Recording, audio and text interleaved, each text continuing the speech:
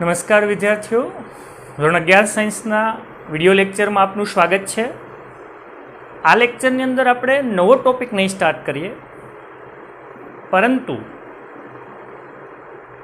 જે વિદ્યાર્થીઓને અમુક ડાઉટ છે ડાઉટ સોલ્વ કરાવીશ અને JEE અને નીટના MCQ સોલ્વ કરાવીશ.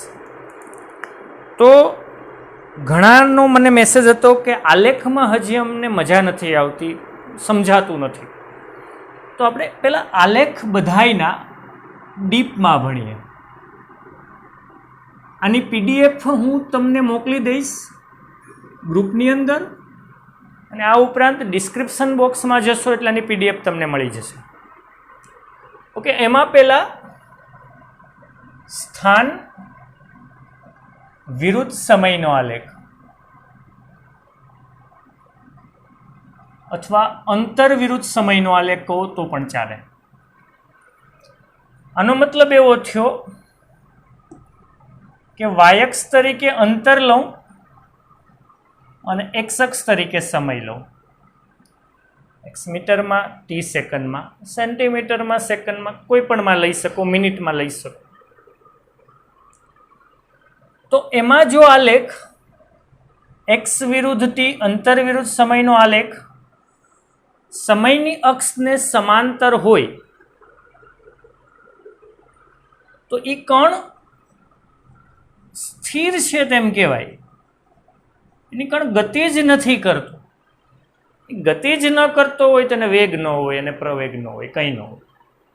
એની જો x વિરુદ્ધ t નો આલેખ સમયની અક્ષને સમાંતર છે તો એ કણ કેવો છે? સ્થિર છે. બીજું કે જો x વિરુદ્ધ t અંતર વિરુદ્ધ સમયનો આલેખ કંઈક આવો મળે તો એ કણ નિયમિત વેગથી ગતિ કરે છે તેમ કહેવાય.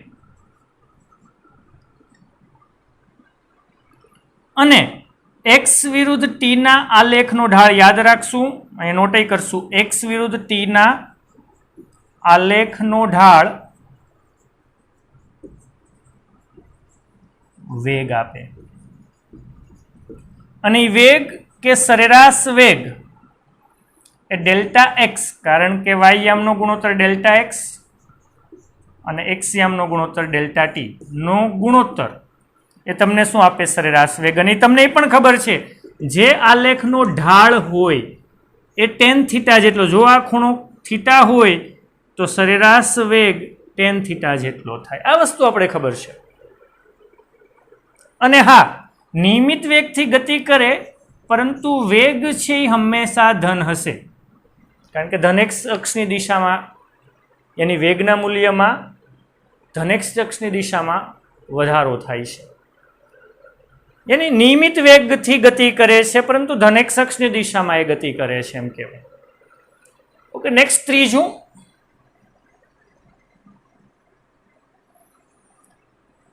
x વિરુદ્ધ t નો આલેખ અંતર વિરુદ્ધ સમયનો આલેખ કંઈક આવો મળે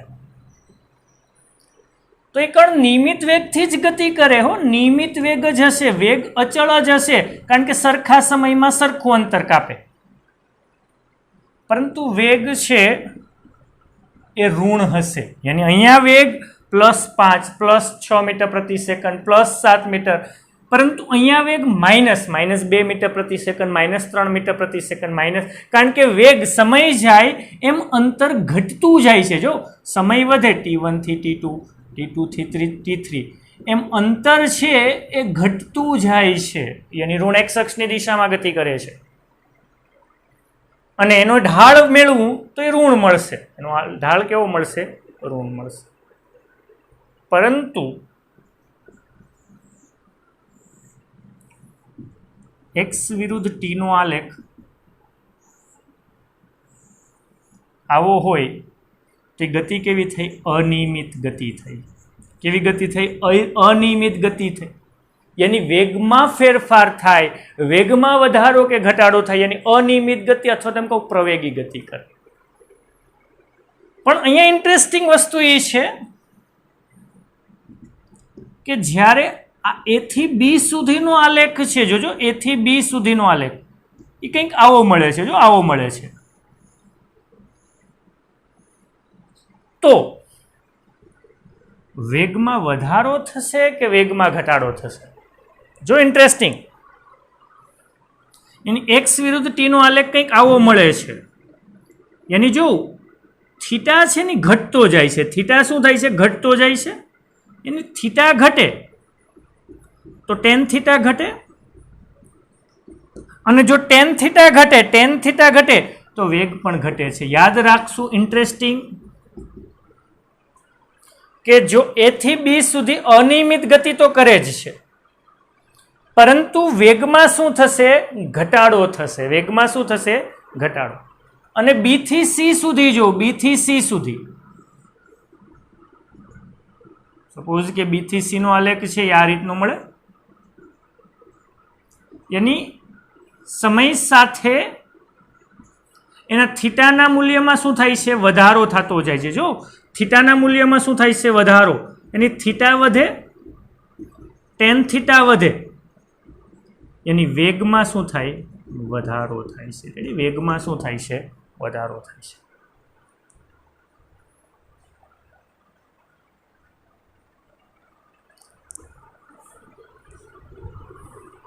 રેડી? તો આ વસ્તુ બેઝિક સમજાઈ ગઈ. સ્થાન વિરુદ્ધ સમયનો આલેખ અથવા એક્સ વિરુદ્ધ ટી નો આલેખ કહેવાય. અને ઇન્ટરેસ્ટિંગ, એક્સ વિરુદ્ધ ટી ના આલેખનો ઢાળ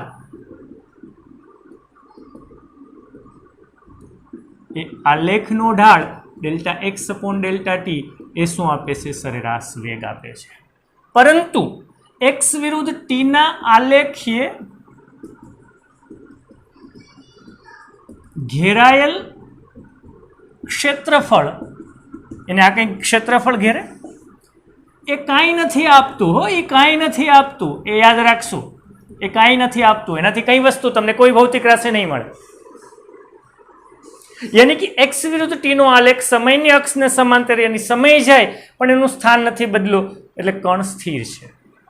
એની કણ સ્થિર છે, એનો વેગ 0 છે. કણ સ્થિર છે એનો મતલબ વેગ 0 છે. યાની કે બીજું, એક્સ વિરુદ્ધ ટી નો આલેખ કંઈક આવો મળે છે, પરંતુ સરખા સમયમાં સરખું અંતર કાપે તો નિયમિત વેગ, પરંતુ સમય વધે એમ અંતરમાં વધારો થાય, એક્સમાં વધારો થાય એટલે વેગ ધન મળશે. અને એક્સ વિરુદ્ધ ટીના આલેખનો ઢાળ મને શું આપશે? વેગ આપશે, સરેરાશ વેગ આપશે. આલેખ જો ત્રીજો આ રીતનો છે, યાની કે એક્સ વિરુદ્ધ ટીનો આલેખ નો ઢાળ મને ઋણ મળશે. સપોઝ કે આને હું થીટા કહું તો એ મને ઋણ મળવાનો છે ને, યાની કે નિયમિત વેગ. હા, સરખા સમયમાં સરખું જ અંતર કાપે છે, પરંતુ વેગ મને કેવું મળશે? ઋણ મળશે. અને જો આલેખ આવો હશે તો અનિયમિત ગતિ કરશે, પરંતુ એમાં બે પેટા પ્રકાર છે કે એ થી બી સુધી છે એ વેગ ઘટે છે, કારણ કે થીટાના મૂલ્યોમાં ઘટાડો થાય છે. ટેન થીટા ઘટતો હોય તો વેગ ઘટે. અને બી થી સી સુધી છે, યાની આલેખ કંઈક આ રીતનો હશે, ઉપર તરફનો ભાગ હશે આમ, તો એ વેગમાં શું થશે? વધારો થશે. પણ એ થી ડી સુધી હું એનો ઢાળ મેળવું તો એ મને સરેરાશ વેગ આપે. પરંતુ મારે સી પાસે વેગ મેળવવો હોય, બી પાસે વેગ, ઘણાને આ પ્રશ્ન છે કે તત્કાલીન વેગવાળો આલેખ સમજાવો. તો તમારે કહેવાનું કે જો એક્સ વિરુદ્ધ ટીના આલેખમાં સમયગાળો સૂક્ષ્મ કરતા જઈએ એમ તમને ઈ ક્ષણનો વેગ મળશે. યાની સમયગાળાને હું ડીટી કહી દઉં તો ડીટી સમયની અંદર એનું સ્થાનાંતર ડીએક્સ હોય તો આ સૂક્ષ્મ ઢાળ શું થાય? D x upon d t. તો એ મને શું આપશે? તત્કાલીન વેગ આપશે. અને એક્સ વિરુદ્ધ ટીના આલેખનો ઢાળ મને શું આપે? વેગ આપે. પરંતુ એક્સ વિરુદ્ધ ટીના આલેખે ઘેરાયેલ ક્ષેત્રફળ મને કંઈ નથી આપતું. નોટ ડાઉન કરી નાખજો. હવે જોઈએ વેગ વિરુદ્ધ સમયનો આલેખ, વી વિરુદ્ધ ટી નો આલેખ. એની વી છે, વેગ છે એ વાય એક્સ અક્ષ પર અને સમય છે એક્સ અક્ષ પર. તો એમાંનો પહેલો આલેખ જો કે જો વી વિરુદ્ધ ટી નો આલેખ સમયની અક્ષને સમાંતર છે તો એ કણ કેવો સ્થિર નહીં. વી વિરુદ્ધ ટી છે તો વી વિરુદ્ધ ટી નો આલેખ સમયની અક્ષને સમાંતર યાની સમય વધે T0 માંથી T1 થાય, T1 માંથી T2 થાય, T2 માંથી T3, સમય વધ્યો એમ વેગ નથી બદલાતો, વેગ તો એનો એ જ રહે. તો એનો મતલબ કેવી ગતિ કરે છે? અચળ વેગી. કેવી ગતિ કરે છે? અચળ વેગી. યાની કે એનો પ્રવેગ છે એ 0 થાય. અચળ વેગ હોય વેગમાં, યાની કે કોઈ કાર છે 50 મીટર પ્રતિ સેકન્ડની અચળ વેગથી ગતિ કરે છે, એનો પ્રવેગ કેટલો? 0. કારણ કે વેગમાં કંઈ ફેરફાર જ નથી થતો, નથી વધારો કે નથી ઘટાડો, તો એનો પ્રવેગ કેવો હશે? 0. યાની કે તમે કોઈ એક્ટિવા લઈને, કોઈ કાર લઈને જાઓ છો અને તમારો વેગ 50 કિલોમીટર પ્રતિ કલાક અચળ જ છે, તો તમારો પ્રવેગ કેવો છે? 0 છે, કારણ કે અચળ વેગી ગતિ છે. રેડી? બીજું, વી વિરુદ્ધ ટી નો આલેખ કંઈક આવો, યાની સમય વધે એમ વેગ વધતો જાય, પરંતુ વેગમાં વધારો નિયમિત છે. યાની કે પહેલા T0 થી T1 જેટલો વેગ થયો એટલા T1 થી T2 માં એટલો જ થયો, T2 થી T3 માં એટલો.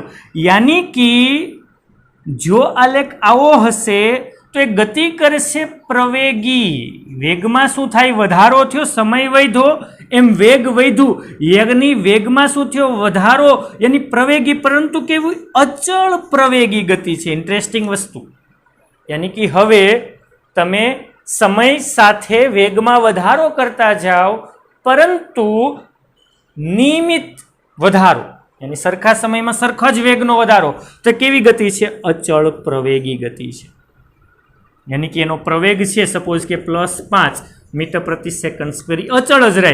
સમય બદલાશે પણ એ પ્રવેગ આટલાનો આટલો જ રહેશે, પ્રવેગ નહીં બદલાય. હા, વેગમાં વધારો થશે પણ પ્રવેગ કેવો રહેશે? અચળ. તો અચળ પ્રવેગી ગતિ કહેવાય. અચળ પ્રવેગી ગતિ, કારણ કે પ્લસ છે. પરંતુ ઇન્ટરેસ્ટિંગ, હવે જોજો, વી વિરુદ્ધ ટી નો આલેખ અને આલેખ કંઈક આવો છે. યાની કે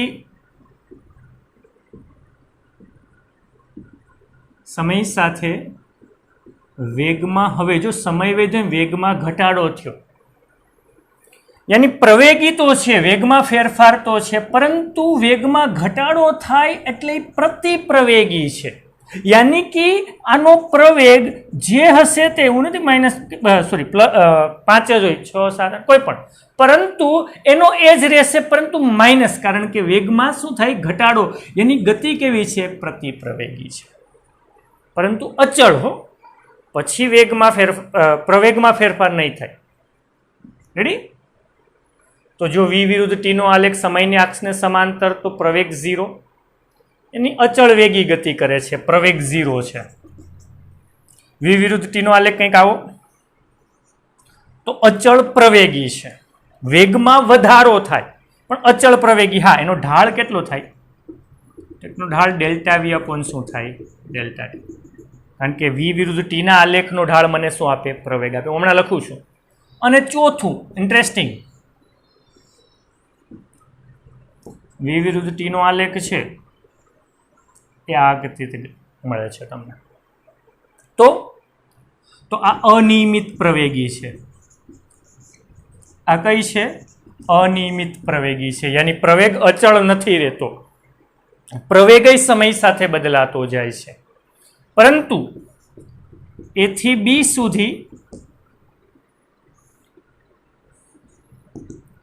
B સુધી, થીટાના મૂલ્યમાં શું થાય? ઘટાડો થાય. યાની કે થીટા ઘટે તો ટેન થીટા ઘટે, યાની કે ઢાળ ઘટે, કારણ કે આની ટેન થીટા જે છે એની ઢાળ ઘટે, તો એનો મતલબ પ્રવેગમાં શું થાય? ઘટાડો થાય. તો એનો મતલબ એવો થયો કે પ્રવેગ 10, પછી 9, 8, 7, 6, 5, 4, 3 એવી રીતના થતો હશે. અને જો બી થી સી સુધી,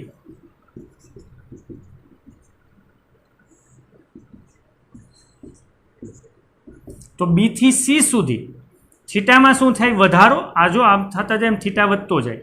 થીટામાં શું થાય? વધારો. તો ટેન થીટા વધે, અને જો ટેન થીટા વધે તો પ્રવેગમાં શું થાય? વધારો થાય. રેડી? તો આલેખ દર્શાવે પ્રવેગ 0, આ અચળ પ્રવેગી પરંતુ પ્લસ પ્રવેગ, પ્રતિ પ્રવેગી અચળ માઇનસ, અહીંયા અનિયમિત પ્રવેગી. આ એ થી બી સુધી જો આ રીતનો આલેખ મળશે તો પ્રવેગમાં ઘટાડો, અને જો આ રીતે મળશે તો પ્રવેગમાં શું થાય? વધે. પરંતુ અહીંયા ઇન્ટરેસ્ટિંગ અને ઇમ્પોર્ટન્ટ વસ્તુ, વી વિરુદ્ધ ટીના આલેખનો ઢાળ પ્રવેગ આપે, यानी प्रवेग ए बराबर शू थशे? Delta we upon delta T, यानी कि आलेखनो ढाळ थशे. परंतु जो समयगाळो सूक्ष्म सूक्ष्म सूक्ष्म करी दऊं तो मने तत्कालीन प्रवेग आपे डीवी अपॉन डीटी. पण इम्पोर्टंट वस्तु ए के वी विरुद्ध टी ना आलेख ए घेरायेल क्षेत्रफळ अंतर आपे. शुं आपे? अंतर आपे. यानी कि आ वी नु टी नी सापेक्षे संकलन करूं तो मने शुं आपे? अंतर. यानी कि आ आलेख जेटलू क्षेत्रफळ आंतरे, जो इंटरेस्टिंग वस्तु, वी विरुद्ध टी नो आलेख वडे घेरायेलू क्षेत्रफळ मने शुं आपे छे? अंतर. अथवा तो एने हुं स्थानांतर कही शकूं. अंतर कहूं के स्थानांतर कहूं, ए मने स्थानांतर आपे छे. आ इम्पोर्टंट छे, नोट डाउन करी नाखजो. रेडी?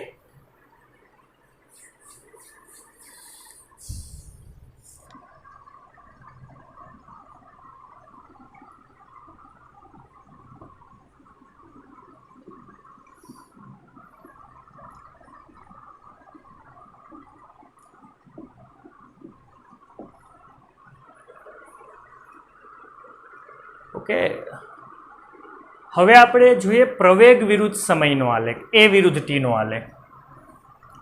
एनी प्रवेग ए ने वाय अक्ष तरीके अने समय ने एक्स अक्ष तरीके. जो ए विरुद्ध टी नो आलेख समय ने अक्ष ने समांतर मेळो तो केवी गति? एनी समय बदलाय एम प्रवेग नथी बदलातो एनो एज रे, तो ये अचल प्रवेगी गति छे. केवी गति छे? अचल प्रवेगी गति है. ए अचल ज रे. परंतु जो ए विरुद्ध टी नो आलेख कंईक आवो मेळो, यानी समय वधे एम प्रवेग में शुं थाय? वधारो थाय. प्रवेग में शुं थाय? वधारो, पण नियमित रीते थाय. यानी नियमित प्रवेगी छे. कई छे? नियमित प्रवेगी छे. प्रवेग में शुं थयो? વધારો થયો, પરંતુ નિયમિત રીતે વધ્યો. નિયમિત રીતે વધ્યો, સરખા સમયમાં સરખો પ્રવેગ વધ્યો છે. આ બે જ વસ્તુ છે, એમાં બીજી કોઈ વસ્તુ નહીં આવે. અને હા, એ વિરુદ્ધ ટીના આલેખનો ઢાળ શું આપે? એની આ એ વિરુદ્ધ ટીનો આલેખ છે તો ડેલ્ટા એ અને ડેલ્ટા ટીનો ગુણોત્તર, ઢાળ એટલે વાયામનો ગુણોત્તર છેદમાં એક્સએમનો ગુણોત્તર. આ શું આપે? આ કંઈ નથી આપતું. આવી કોઈ ભૌતિક રાશિ નથી. એની એ વિરુદ્ધ ટીના આલેખનો ઢાળ કાંઈ નથી આપતું. પણ ઇમ્પોર્ટન્ટ, ઇન્ટરેસ્ટિંગ કે એ વિરુદ્ધ ટીના આલેખે ઘેરાયેલું ક્ષેત્રફળ એ વેગનો ફેરફાર આપે છે કે વેગ આપે છે. यानी कि आ ए विरुद्ध टी नो आलेख दोर्यो तो आना वडे जे क्षेत्रफळ घेराय छे ए क्षेत्रफळ, यानी कि v इज इक्वल टू शू थशे? संकलन में a इंटू dt थशे. रेडी? तो के ए विरुद्ध टी ना आलेख नो ढाळ कई नथी आपतुं, परंतु ए विरुद्ध टी ना आलेखे घेरायेलुं क्षेत्रफळ शुं आपे? वेग आपे के वेगनो फेरफार आपे छे. यानी इंटरेस्टिंग वस्तु, त्रण वस्तु खास ध्यान के तमारी पासे एक्स अंतरनु समीकरण होय अने एमांथी वेग लेवो होय तो dx अपॉन dt थाय. यानी कि एक्स नु समयनी सापेक्षे विकलन करो.